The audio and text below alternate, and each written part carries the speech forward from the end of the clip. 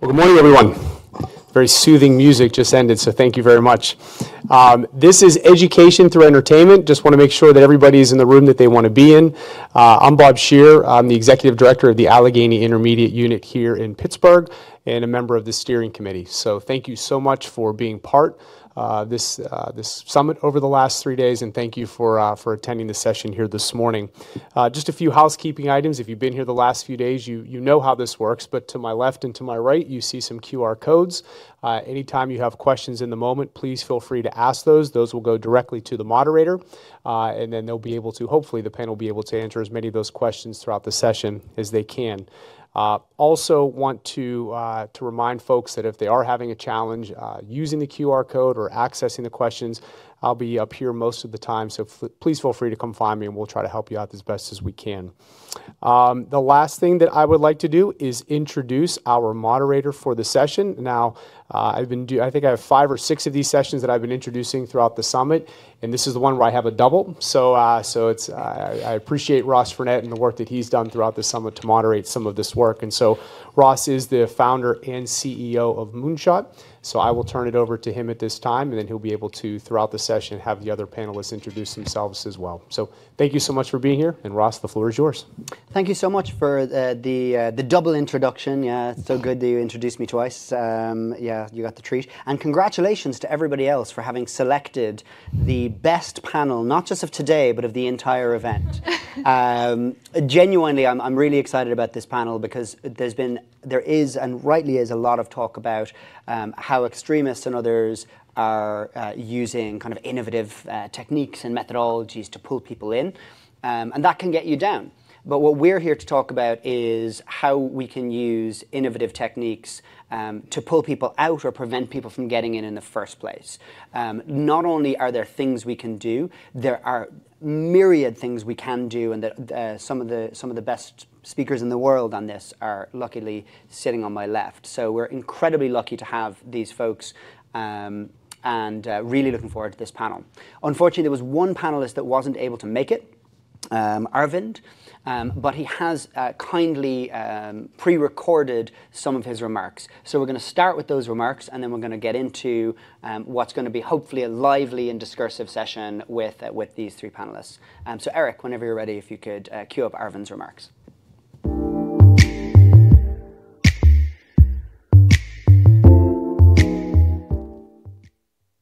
Hello, my name is Arvind Singhal. I'm a professor of communication at the University of Texas at El Paso, and I'm deeply passionate about the power of stories to engage, inspire, and educate.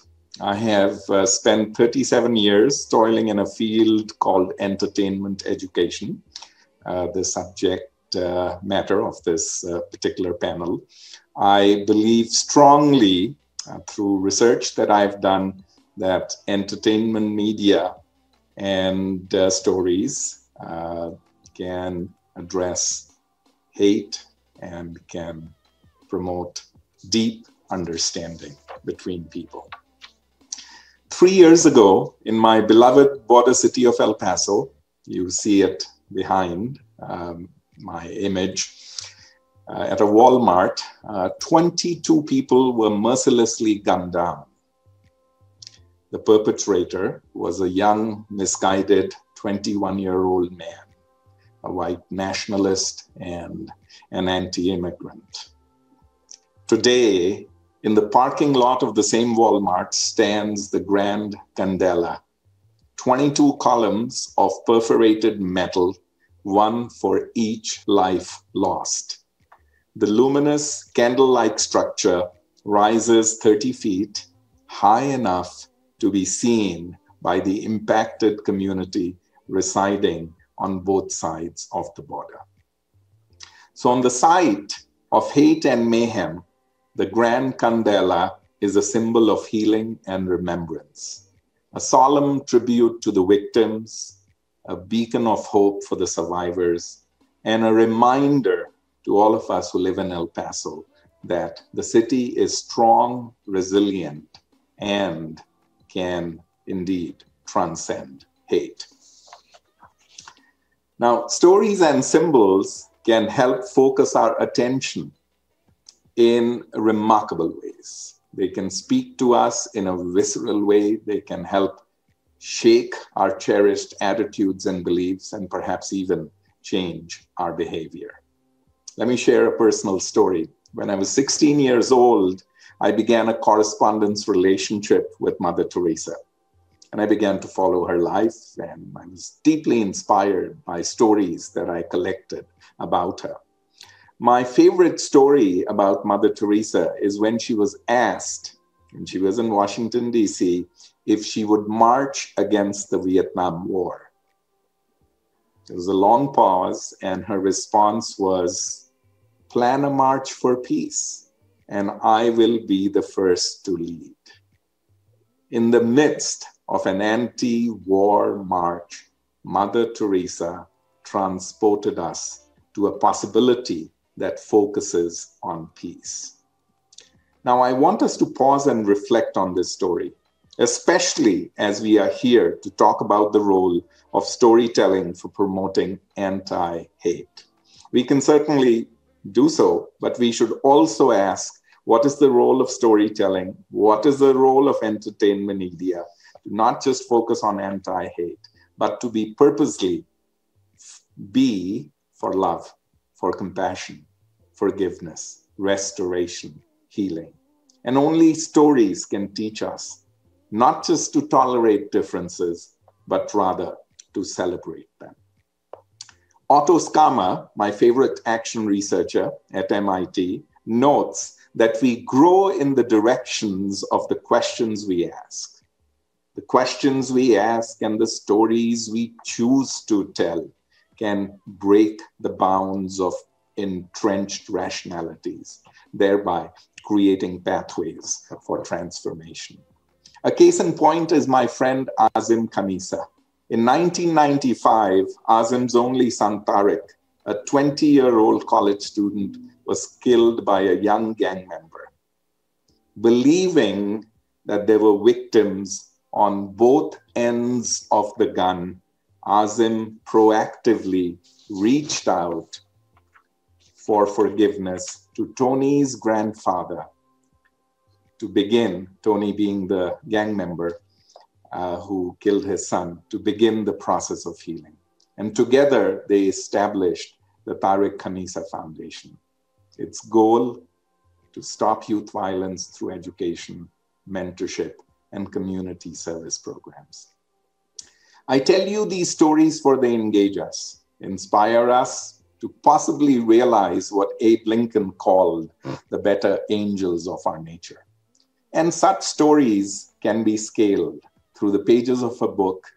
That's the reason why literature is important. Through the air on radio and television, or through a personal digital screen. And these stories can go beyond real life, as long as they are sensitively authored, culturally resonant, factually correct, and can transport readers to places they have not been. Many of us have seen the film Gandhi, won 11 Oscar awards, including Best Film, Best Actor, Best Director. There's a deeply poignant scene toward the end of the movie. During the partition of India, 1947, as the Hindu-Muslim riots broke out in West Bengal, Gandhi goes on a fast unto death to atone for the hate being exemplified by his fellow countrymen. While Gandhi is lying weak from his fast, a Hindu man comes to him and says, "I am going to hell." Gandhi asks why. "I killed a child," he says. "I smashed its head against the wall. They killed my son. The Muslims killed my son. I am going to hell." Gandhi says, "I know a way out of hell. Find a child whose mother and father have been killed and raise that child as your own. Only be sure he's a Muslim and you raise him as your own."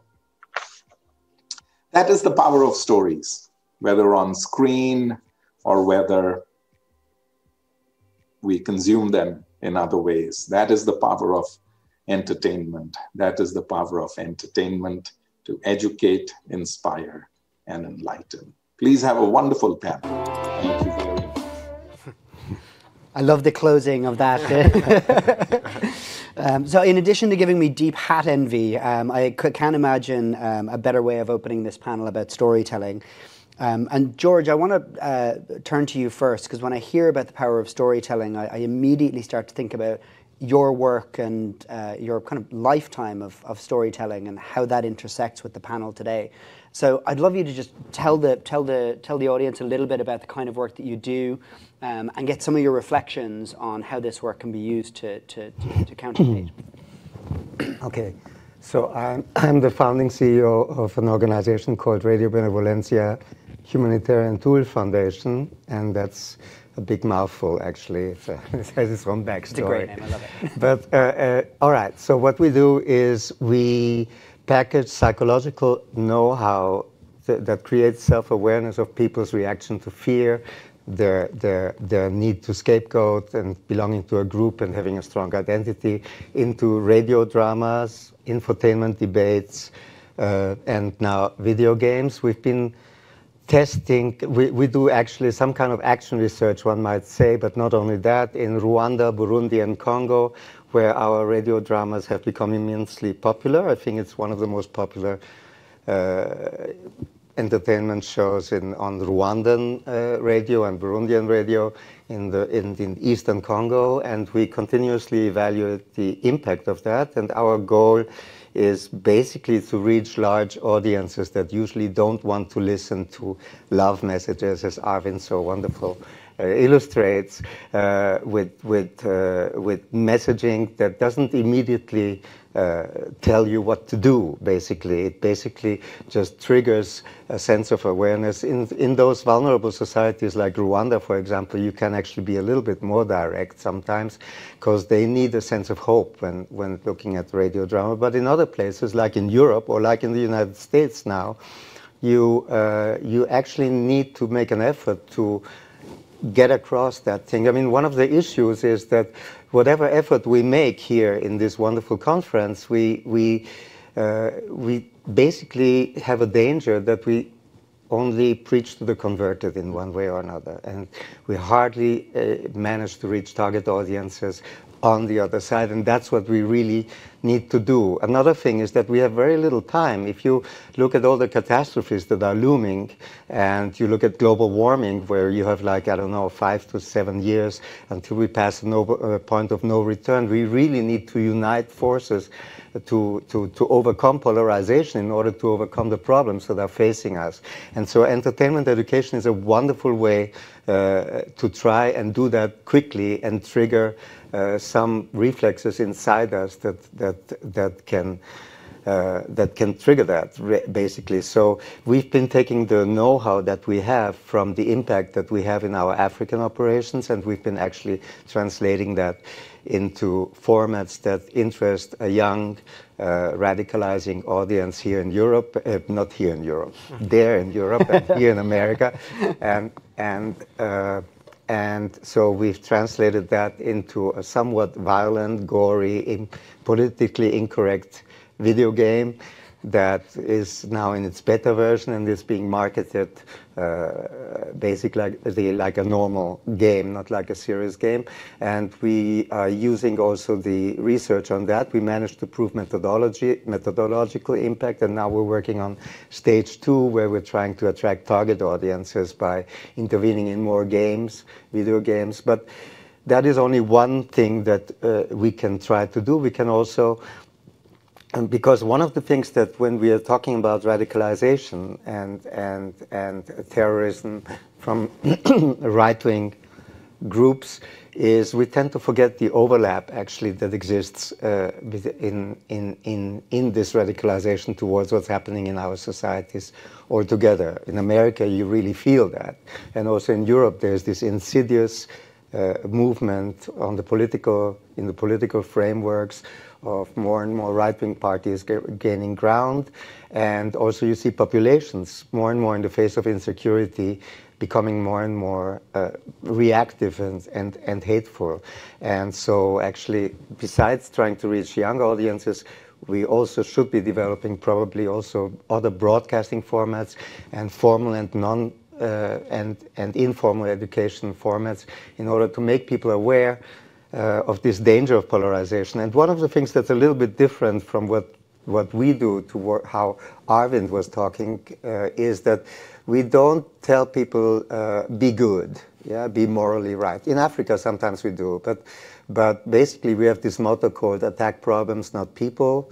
Basically meaning don't waste your energies on doing the wrong kind of strong action and attack or harm other people, when actually there's a bigger kind of war or whatever you want to call it, crisis situation looming where we should all work together. Basically, in short, that's all I can. Yeah, and I want to dig more into some of the gaming aspects later on. We're going to come back to that, especially this quite common refrain that violent video games and rock and roll are what causes radicalization, which we saw after Columbine, which I think we can all kind of safely put to one side. But you know, from kind of soap operas and popular media and using that, one of the other most powerful things in our society is sports. And we keep talking about the Steelers. You at the main stage were talking about the power of that. But I'd love to hear a bit more, Derek, about your research and how sports can be used in this positive, constructive way. Yeah, thank you. Yeah, my name is Derek Silva. I'm an associate professor at King's University College and affiliated with Carleton University in Canada. And yeah, much of my work is speaking with athletes and getting athletes to buy in and help athletes in anti-racist campaigns, anti-hate campaigns. And yeah, I think we've all talked about broad messaging, and I'm not sure there's a cultural artifact that has a broader appeal than sport. It's one of the things in societies across the world that really brings people together, and we've talked about the power of sport. And how do we harness that? That's a sort of key central question. How do we harness the power of sport and the brilliant platforms of athletes to help eradicate hate and help anti-racism and anti-terrorism campaigns? And there are challenges, of course, with getting athletes to buy in, and risks associated with athletes being part of these campaigns. But I think there's such promise. There's a study out of Stanford University that looked at when Mo Salah came to Liverpool. Hate crimes dropped by 16% in the year that he's a very visible Muslim soccer player. And amongst the Liverpool fan communities, racism dropped by 50%. So that one study highlights how sports figures can be so influential. So how do we harness platforms? How do we harness that power? And I speak to athletes. I talk to athletes. Most days I'm spending hours chatting with athletes, and they want to buy in. They want to participate in these things, but often we don't have the tools. So identifying some of these tools. I spoke about it earlier on the panel. What are some of these tools? How do we actually mobilize with tech companies, with organizations, with sports leaders, with figures? How do we actually do this? What does that look like? So I'd be happy to chat more about that and some of the strategies that we're trying to adopt here.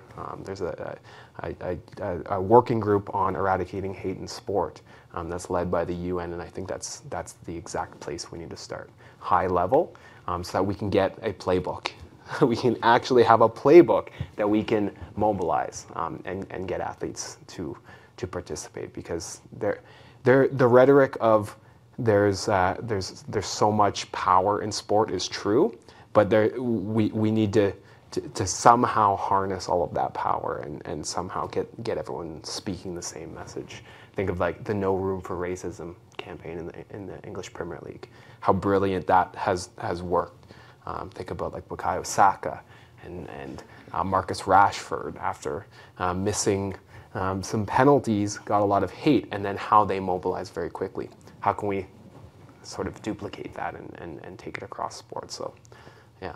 I want to talk more later on about harnessing tribalism, and we're going to get into that actually. But before we do, Hannah, I've been just completely blown away by the innovation of some of the work that you and your team are doing. It's some of the most cutting edge work I've heard about. So I'd love you to just, tell people about your organization and about these projects that you've been running with gaming. Because it's fascinating stuff. Thank you, Ross, and thank you everyone for being here. My name is Hannah. I work for the John Howard Society of Ottawa. We are a nonprofit social services organization supporting individuals who are in conflict with the law or who are at risk of doing so. I'm currently in an acting coordinator role right now, managing 2 programs within the agency. So Time for Change, which is an intervention program supporting individuals who are involved in street-level violence, and then Project Reset, supporting individuals with high-intensity case management and wraparound services, individuals who are involved in hate-motivated violence or at risk of involvement in hate-motivated violence. However, what brings me here today is to speak about the fun project that we're working on through John Howard Society called Playing with Hate, Safe Gaming and Anti-Hate Gaming Project. So back in 2020, I believe it was, we had received funding through our provincial government through a grant we had applied for called the Safer and Vital Communities Grant.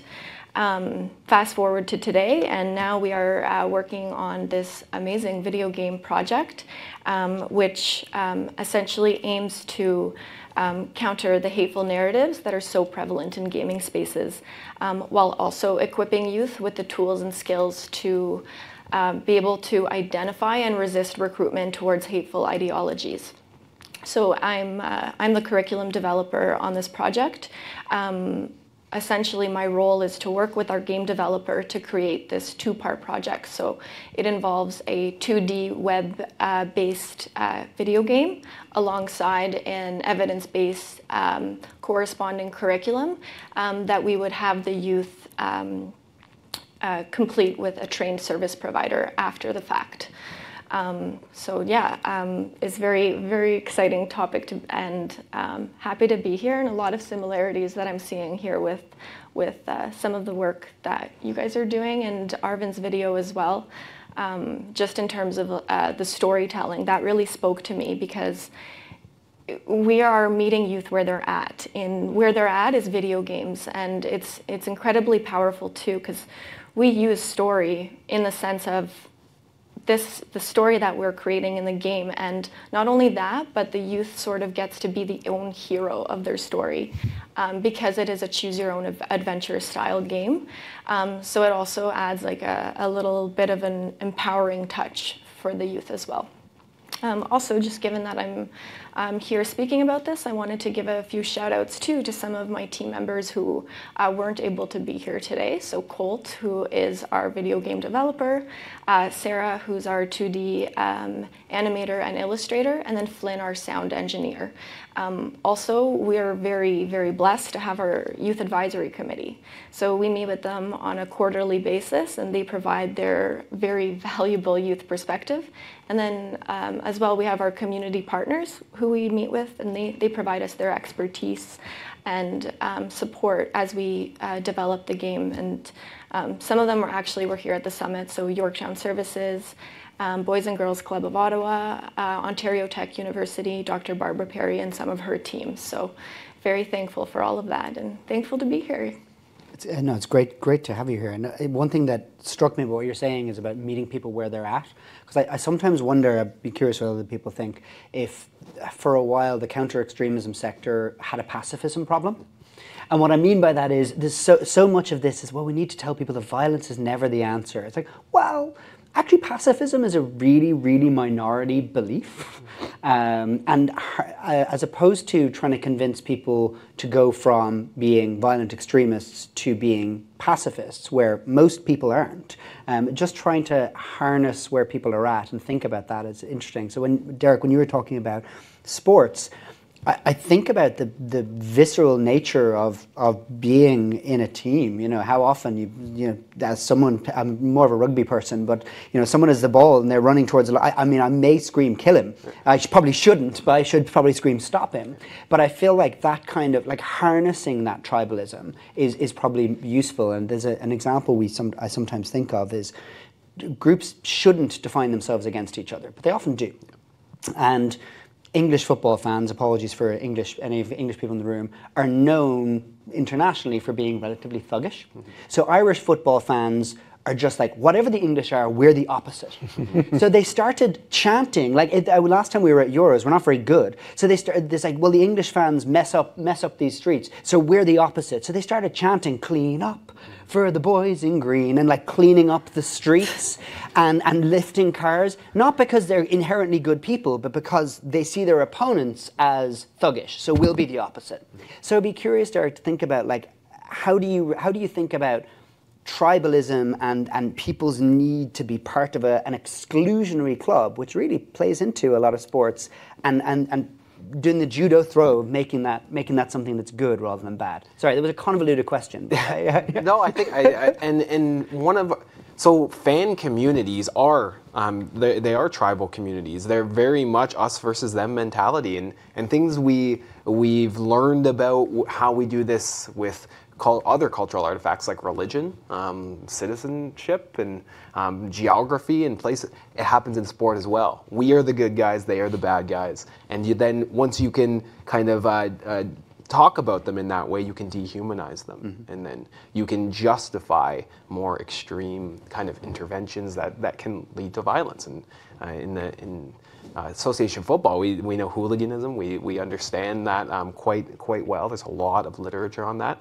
But it happens in the North American context as well. And fan communities, I'm seeing fan communities are there's growing problems in certain communities with hate and with racism particularly. And that is where you can, I think, leverage organizations, athletes, players, and leaders to actually target those communities. And some of that is through messaging, and that's the power of entertainment. That's why we're all on this stage, is you can have messaging, you can talk about things on social media, you can kneel before a game, you can get announcers to say there's no room for racism before every single kickoff or before every single start of a game. And I think that those strategies need to be developed in the North American context, I think very soon, and they are. And I have to say that the organizations that I'm speaking to even at this conference, the Steelers Fenway Sports Group, they're willing and they want to do these things. They want to help their athletes not only deal with some targeted racism, but help fans and give fans the ability to speak about these things. So I think that entertainment, that's a space where we can educate passively and we can educate kind of indirectly and latently. And in some ways completely manifest right in your face. It's important as well. And what Ross was asking about was actually the tribal. Can you turn it around, the tribalism? Like, you know, I mean, what about us? You know, I mean, the truth is actually we are also a tribe. You know, and when you say, oh, don't be aggressive, be nice, and you don't offer that kind of group identity together with the be nice. I think there's probably an issue that Ross was kind of trying to touch upon. We're Are you the dealing nicest with team. that? The other guys are racist, but we, you know. Yeah, and I think that the tribalism isn't always negative. It's not always like violent and bad either. Yeah. Like there are great fan bases. So what's going right with those fan bases? And I think like we can take lessons and there's always going to be this challenge of like we are better and maybe they're not, but they're convincing themselves of those things. So changing that narrative and working with those people, absolutely. I think you can leverage that tribalism in a different way. And George, again, it is all leveraging off Hannah's point of meeting people where they're at. I noticed earlier when you said the video game, you said it might surprise some people in the audience when you said we have a video game and there's violence. And this wouldn't surprise people in Hollywood. It's totally normal. But at a conference about peace, oh my goodness, violence in a video game. So can you talk to us more about your thought process for including violence, how you're framing that, and even how your funders respond? Because sometimes they get a bit antsy. They don't want to fund things that include violence. So yeah, let's talk a bit more about that. Okay, well, I think our funders, that's the EU basically, who funded this project, and we didn't write violence into the grant, actually. But they did understand that we want to touch the target audience, and they were pretty flexible. They even allowed us not to put the EU logo on our papers, which is very unusual for EU funding. But well, the thing is, first of all, there's a lot of research about does violence in video games make people violent or not? And actually, the research contradicts the assumption that violence in video games makes people violent. I guess that the judgment sometimes is still out a little bit, but I mean, basically, we don't really believe that violence in video games is the creator of the violence of the player. Rather, the player is already inclined to violence if he's going to be violent before he goes into the video game. You guys know that pretty well. But the thing is that the so-called other side, is accusing the peace builders of being snowflakes, of being and wokishness and all of this stuff that is being leveraged against people who want to fight this kind of thing. And so we believe if you want to really intervene on a mass level, trying to reach, going out into the market and actually trying to reach people in the market, that you actually have to correspond to their tendencies. And so we just researched what does the target audience play. We saw that massive online battle arena games are one of the most popular in that sector. So we decided together with a company called Grendel Games in the Netherlands to set up a MOBA game, a massive online battle arena game, with a relatively low budget, unfortunately, because we're actually competing with companies that spend 50, 60 million and more on those games, and our budget here was really only 500,000. And we actually have to develop that particular game further, but it serves very much the purpose of being able to prove the methodology, which we actually did, and it doesn't, and we made really every effort to make this look like a normal entertainment game, and it is in the little cutscenes in between where reflexes are created that create that kind of self-awareness to the causes of fear, that fear causes you to do in-grouping and things. But we made also a big effort in the storytelling that it wouldn't exactly point to that, because that's exactly the thing. The target audience is a very sophisticated audience. They really can smell very quickly what you want from them. And then, and when you, so we also gave people the opportunity to win if you are taking the fascist, the bad kind of thing. You don't win completely. Our game actually follows this attack problems, not people kind of ideology, so that you have two sides that fight each other, and you can basically get enough points to kind of win the game, but you don't solve the basic problem that is in the game when you do that. But I don't want to take up all the time. So no, that makes a lot of sense, and I think it's frankly, I think a lot of peace building work is sometimes hobbled by funders who are antsy about us using the exact same techniques that entertainers use in every other industry, but we have to be pacifists, and we can never push any boundaries. Questions are starting. One second, I just didn't finish.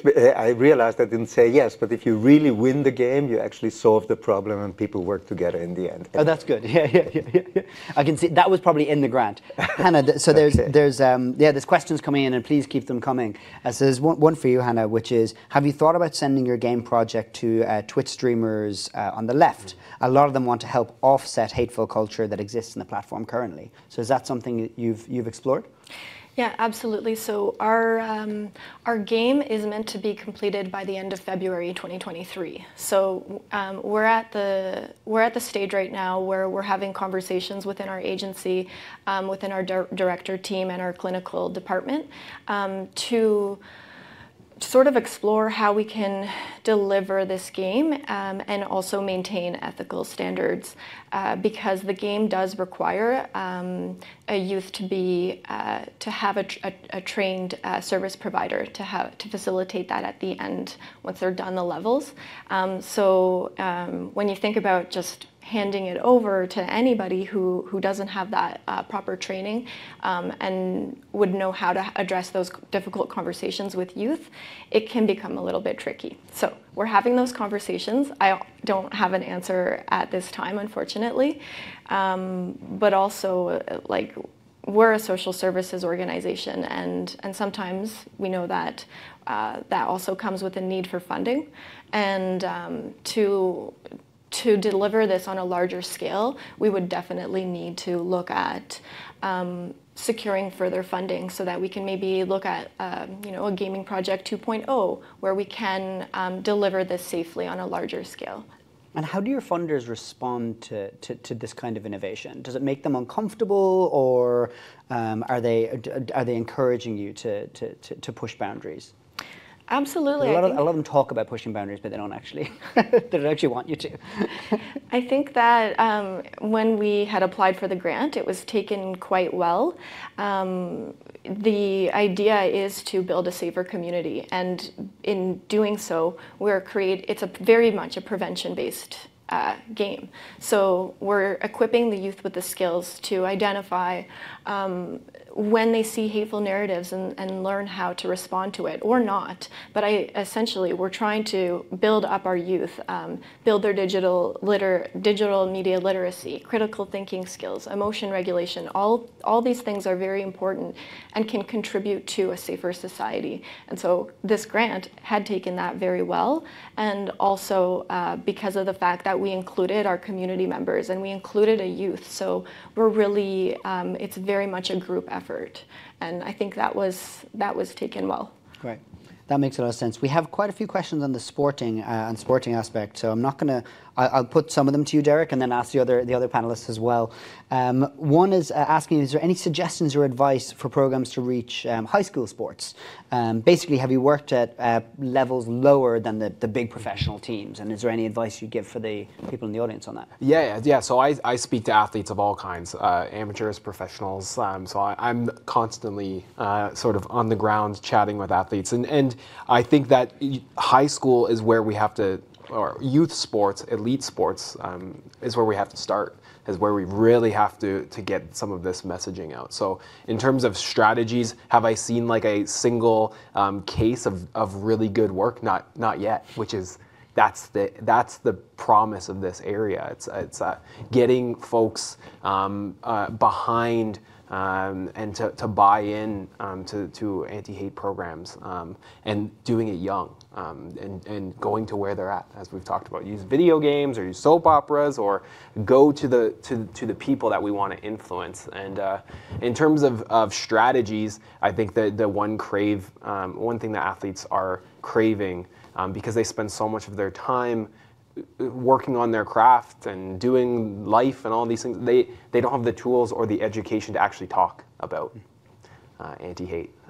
Just even simply start talking about it is really challenging. And then if you start to think of the social media aspect, again, I mentioned this in the other panel. Once you get on social media, often you see, if you do start messaging around anti-hate and anti-racism, then there are online pile-ons in response to you doing that. So we need to be teaching digital literacy. We need to be teaching young people how to engage in these debates, both in online and in real space. And the other end of the spectrum from high schools is these huge sports franchises. So there's a question here about this as well, that are for-profit businesses. Yep. So you come knocking on the door and say, we need to counter hate. They're like, I just want to make money. Who the hell are you? How do you engage with that kind of incentive structure? So high school is one end, and that's the other, because you're talking to a business. So how do you make that work? How it's worked for me is getting them to understand that it's actually a liability. That racism, hate, terrorism, all that's a liability to the bottom line. And if you can adequately convince someone who is interested in making money that it's a threat and we have to understand that as a fiscal threat, then they'll buy in. That makes sense.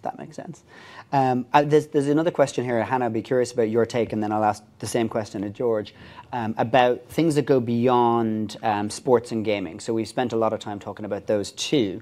So, music, individual entertainers, book series. Are there other kinds of social networks and fan clubs that we could be tapping into to do this kind of work? Hannah, I'd be curious as to your experience on that. Yes, absolutely. I think when you look at all the research that shows that when you are having fun while learning, you retain that information much better, and music is a lot of fun. And what was the other one you had mentioned? Music, book series. I think they were just listing examples. Anything other than all of that are ways like you can easily incorporate different messaging through those things, and doing it in a fun way. I think that is essentially meeting people where they're at, which is what we're all about with our youth. And absolutely, I think so. Yeah, the music thing, I'll come to you in a second, George. The music thing is definitely something we've, at Moonshot, have seen a lot. Jihadi Anashid, and then you'd sometimes see the music again, like that people were trying to get people to listen to instead. It's like, this is boring. Like ISIS Nasheed are high tempo and exciting, and like it's great. I ended up we were doing a project focused on music, and I ended up kind of enjoying it. So similarly, we've commissioned Anashid that were high tempo that just weren't jihadi. Similarly, redirecting people away from neo-Nazi metal towards just good old-fashioned death metal. It doesn't have to be pacifist music. It can just be death metal that isn't fascist. So, George, given your focus on entertainment and actually radio, I would have thought that you probably have quite a few thoughts on the music side of this as well. Well, yeah, but just to counter that, radio, we follow the target audience. So it's like radios in Africa. That's where you reach a lot of people. We went into video gaming because that's where the young target audience is in the so-called developed world. And obviously, like Hannah says, you can put it into all kinds of messaging in sports and in anything, really. By the way, now she's poetry even, when you're talking jihadism. So that there's no question about that. But I think also I have an issue with youth being the only target audience. We are in a reverse population pyramid situation, and actually when you look at a lot of even when you look at the extremists here, you see older people basically doing that, and you have to actually look at what are the entertainment methods. Here in America, there's a lot of gamers that are older also. In Europe, I think it's a little bit different, and you should still be doing television, for example. But the issue is also that we are addressing a mostly male audience, yeah, and that is another issue that tends to be forgotten when you're dealing with funders. Actually, there's always the gender part that is in there, especially in non-profit funding, and so you have to follow the target audience, and you do whatever the target audience likes in terms of entertainment. And one of the things that Arvind didn't mention, for example, in entertainment education, is that it's a highly structured science, actually.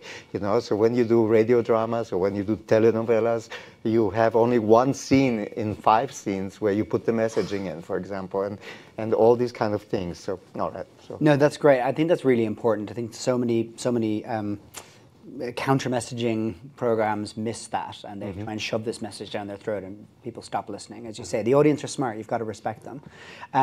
We have more questions coming in. Please keep them coming. These are great. These are great. They're also, it's you doing my job for me, and as an inherently lazy person, I enjoy that.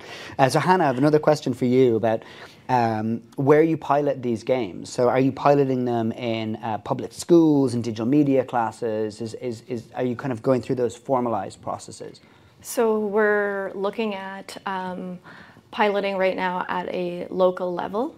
So specifically within Ontario, so we have the John Howard Society of Ottawa. As I mentioned, Project Reset has a population that is also at risk of involvement in hate-motivated violence. So those would be our prevention cases. And so we have the capacity to pilot it internally, definitely. However, we also do have our community partners that I had mentioned before. So we would be looking at seeing if we could incorporate that with them. So we are also working with law enforcement, so the Ottawa Police and Yorktown Police, who run youth groups. So we have plenty of different options, and it's just something that needs to be determined within our partner meetings. So still to be determined. That makes sense. And there's another question here. I don't want to get totally sidetracked by kind of these kinds of fights, but it is relevant, and it's mostly, I guess, focused at Derek, which is the question about changing team names. Yeah. And I guess the tension there between the long-term goal of, eradicating some of the deep racist and colonial roots of these things, but then in the short term that fractures fan bases and actually probably causes more intergroup tension and dynamics within the fan base.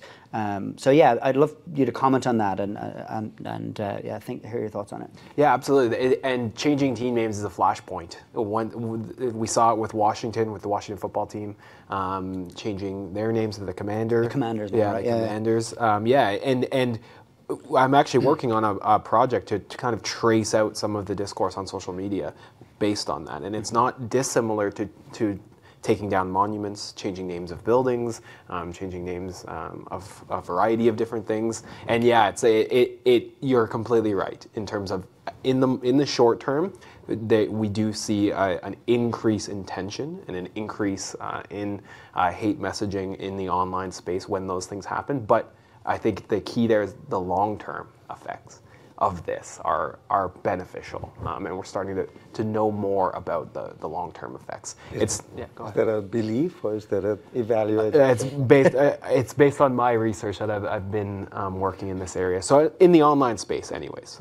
So I'm not tracing anything out in the quote-unquote real world, but I am tracing things out on social media, and we are seeing a longer effect, a positive effect. So. I'd say stay tuned to see some of that research. That's great. That's great. George, there's a question in here which is asking about, and the audience don't know this, but I do because we've spoken about this before, that in addition to entertainment, you've also previously looked at debate shows and how you engage in that kind of thing. And this questioner names a network, which I'm not going to name, but when you're competing against large networks that tend to thrive on conflict and have an interesting relationship with truth. How do you compete with that when you're producing your own broadcasts? Because conflict sells. It's interesting. People shouting at each other is what people want. So when you're producing programming, not just the stuff you're doing here, but in Rwanda, in Congo, when you were doing the debate shows in post-conflict zones, how do you think about competing against large organizations who are just driving their bottom line by increasing conflict and potentially increasing misinformation and disinformation? Well, okay. Actually, taking the African television shows is not such a good example in terms of competing to big network. Yeah, sure. So whichever makes most sense. No. But I will talk about one African television debate show that we did, where we invited So you have to know something about Rwanda. In Rwanda, you cannot talk about ethnicity, and you cannot talk about possible revenge crimes that the government, who actually represents who is to a great deal a Tutsi government. Don't quote me on that. Actually, this is being recorded. Anyway, the government, which is a multi-ethnic government, it has instituted a policy of not mentioning ethnicity at all, and also there is an issue about whatever happened in the Congo when the Rwandese army went into the Congo after the genocide in 1994. So to discuss these issues, we invited government representatives and cultural representatives of Rwandan society into a television show that was called Do Something. And this was a television show that was discussing the world politics around, and we were looking at other countries that had certain problems. So, for example, we looked at Côte d'Ivoire, where there was a problem with one side having lost a civil war and being suppressed and not being able to talk about whatever was happening with them. And we asked these people from the government side, what would you recommend to this other country? And we also did something on Iran, we did something on Israel and Palestine, we did something on disproportionate violence, and each time they were discussing these conflicts, after about 10-15 minutes, they would be discussing the most sensitive themes inside of the country. And that was exciting, and that was exciting also for people to watch who knew about this issue. So this became quite a good TV show. How we would do this over here would be also in similar ways, actually. I think that you can do a lot. There's some new research on something called cold topics, meaning putting forward topics that don't directly talk about something, but making people talk about controversial subjects. And I think this is worth investigating also in terms of more formats that you can do. That's great. No, that makes a huge amount of sense. I don't think I'm going to get through all these questions in the next 5 minutes, but yeah, keep them coming. That's great. It works. Yeah. People are engaged. I love it. So Hannah, to you, I mean, there's a question here, and this might not be in your remit, but asking about whether you've considered creating gaming groups for military veterans. Is that something that sits within your remit, or are you more focused on youth work as an organization? Sorry, as an organization, we work with youth and adults, specifically youth who are at risk of involvement or who are involved in the criminal justice system.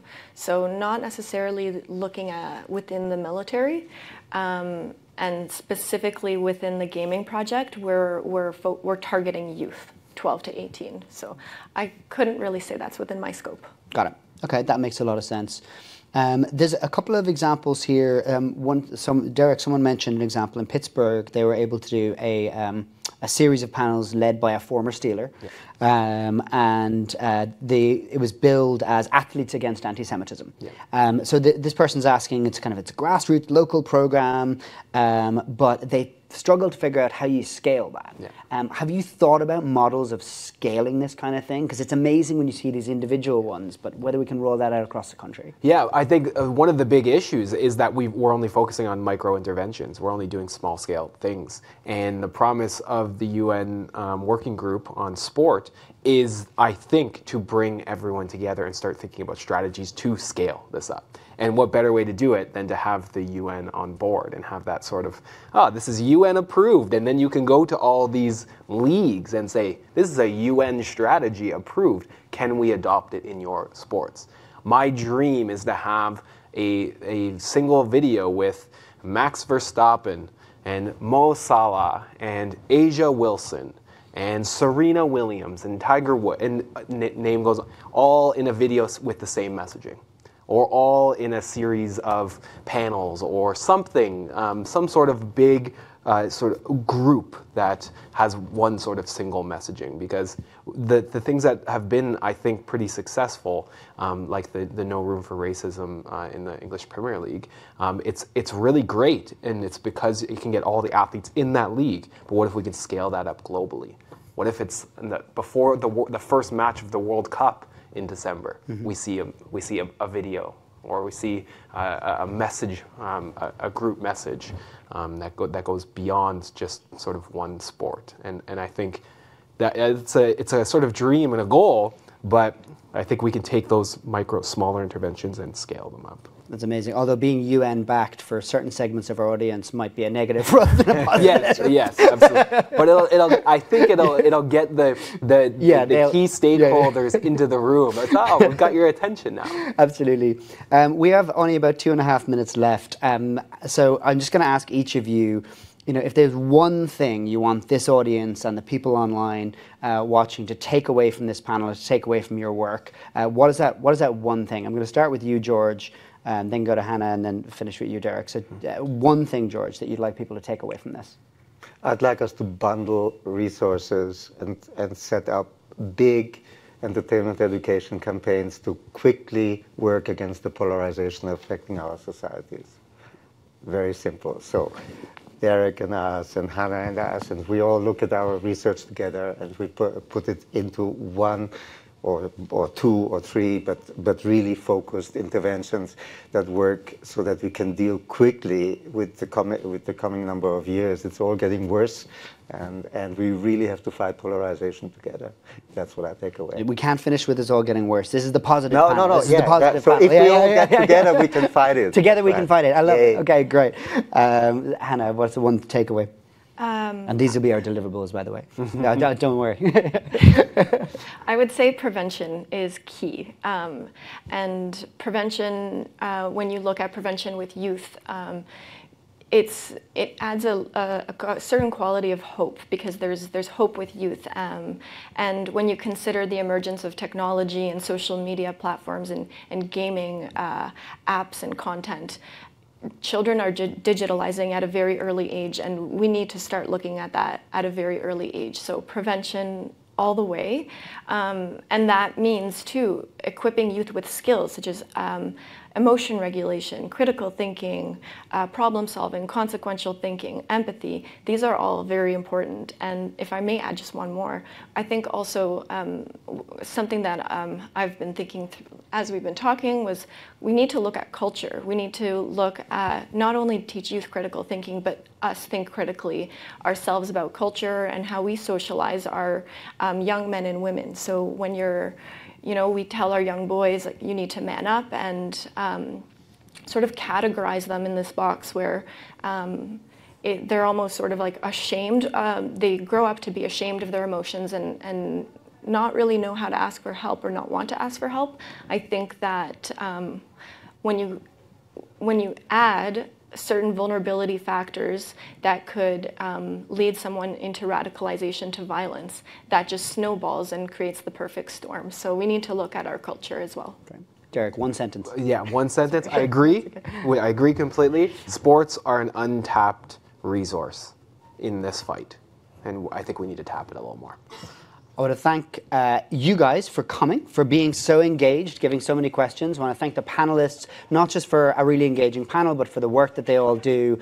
There's so much to get negative about in this work, and I just really hope that we've taken away that there's so much innovation going on under the surface through entertainment, through sports, through esports, and elsewhere. And these things need to be funded, they need to be supported, and they need to be grown long term. We can and we will succeed when we back up innovators like the three people to my left. So thank you all so much, and thank you all so much. Thank you.